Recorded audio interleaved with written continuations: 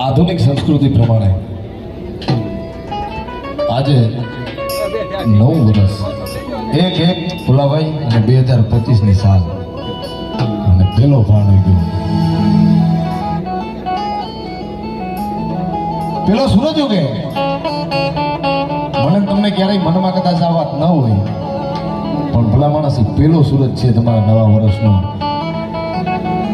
અને એ તમારા પોલા પાણીથી ઉગતો હોય ને ત્યાંથી તમે એના દર્શન કરતા હોય. એકવાર જોરદાર તાળીઓથી બતાવી દેજો આયોજનને.